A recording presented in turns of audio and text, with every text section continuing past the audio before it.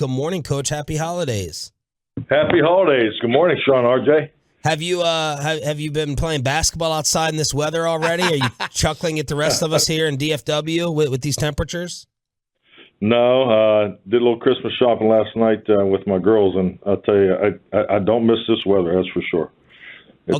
It's frigid out there. My goodness. Okay. Do you hate shopping, as I would imagine you do? Oh, yeah. I mean, I've never been a shopper, period. And then, but when you have children, you gotta make sure they buy gifts for their mother, and it's all part of parenting responsibility. So I was a good parent last night. Nice. That was some procrastination, though. It was. That was waiting late in the game to get the gifts, Coach. Well, I usually don't go until the 23rd, so I was actually a day early. We were supposed to go last week, but my Gabrielle was under the weather, so we pushed it off to this week. Can you walk around without getting stopped? Can you walk around freely anywhere? Well, I mean, I'm not out there very often, so yeah. I mean, last night there wasn't a whole lot of people, out shopping where I was, so it worked out great. And you wrap your own presents, or do you just go in a bag? Absolutely not. No. Absolutely not. Okay. I think when you pay enough for your gifts, they should wrap them. Oh, That's my method. Yeah, Big dog. He don't walk in unless there's security at the front door. There's those jewelry shops, those bag places. That's right. Absolutely. Right. All right, Coach. I don't know if you saw last night the Thursday night game, but like Zach Wilson has just not played well this year, and they're ready to run him out of town. Like, what as a coach, like when do you think it's too soon to make a judgment on a quarterback? Well, I think it's definitely too soon for where Zach's in his career. I mean, it's you're talking about the hardest position in probably professional sports to play, in my opinion. So, it's a process, and I think just like anything in this league, every player, regardless of the position, but it's definitely heightened at the quarterback position. Everyone has a different starting line. So you have a starting line, and then obviously what around you and how your team's built is part of it. And I think the best thing for any quarterback in this league is consistency at the coordinator's position is a huge part of it, and healthy defense, running the ball, and so you look at all those things. But I haven't sat here and I've seen Zach in some of the cut-ups, but I don't have an opinion on him specifically. But I would be very patient. I'm patient with young quarterbacks. That's my opinion. What tends to take longer to click, Coach? Is it just understanding X's and O's, schemes? Is it just a maturity thing? Like in your experience with developing and being with a lot of guys, what kind of comes later in the process for most? Well, I think in my history in the NFL, these young men are exposed to a lot more schematically in college football than 20, 30 years ago.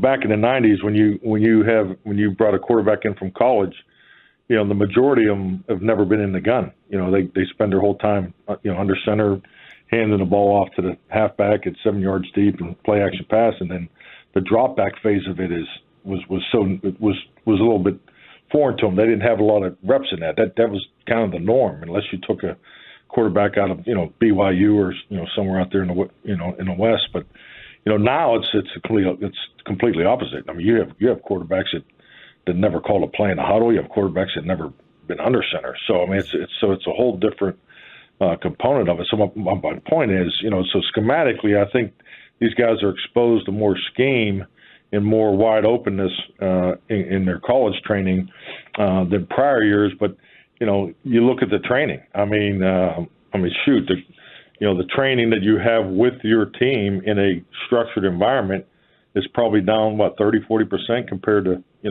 10, 15 years ago since the new CBA and so forth. So those things add up. That's real. So that's why when I see quarterbacks and receivers getting together in Miami and just doing all those other workouts, that you have to have that. I mean, that because you have to fill in the void of the time that you're able to work together. And the reality of it is, when you are able to work together, and it's in a very controlled, non-competitive environment, which because of other reasons, from the league. But I think all those things are a little bit part of it. So I think you have to look at that stuff, and they obviously drafted him there for a reason. And I just think you got to be patient.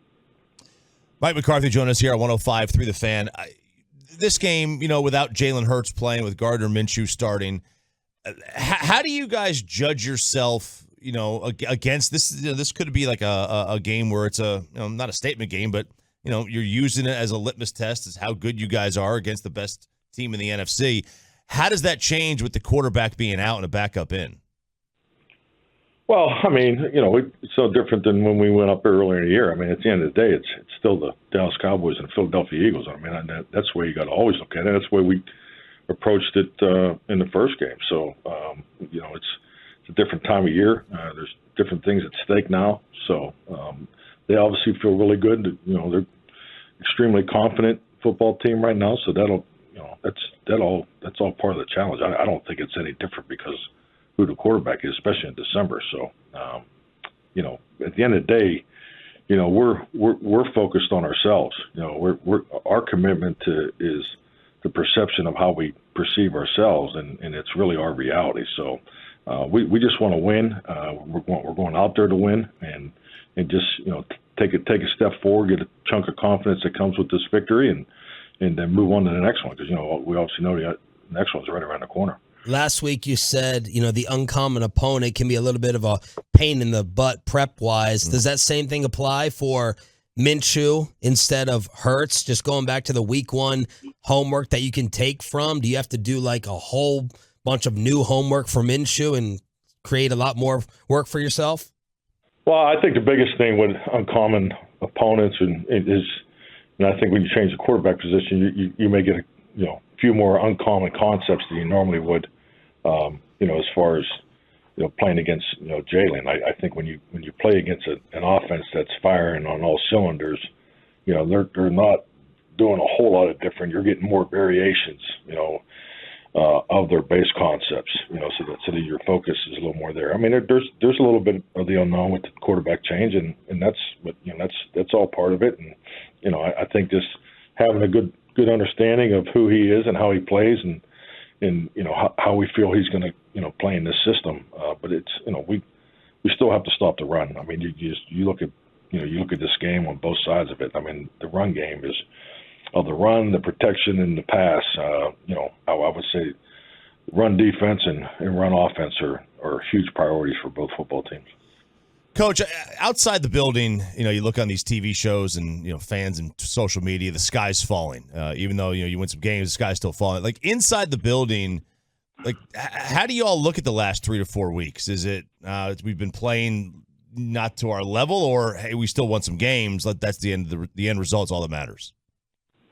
The sky's not falling. I mean, I don't view it that way at all. But I mean, I think really it's part of our journey. I mean, the journey in the regular season is what sharpens you for the postseason, and we've crossed that threshold of getting in. Now we're still fighting, for the potential of the number one seed. I mean, that's still a focal point, but it's really secondary. I mean, our goal is to learn from last week. We have some moving parts because of injuries. We've had injuries the last 3 weeks, and they're in-game injuries. In-game injuries are different than, injuries that you're able to practice all week and overcome. So our young players are ready for this. We're confident in them, and they need to step up. The biggest thing for me is my focus is to go win the game, and then and hopefully over this 3-game stretch, we can stay in the same defensive personnel and offensive personnel, and just continue to get the continuity and connection that you need going into the playoffs. So,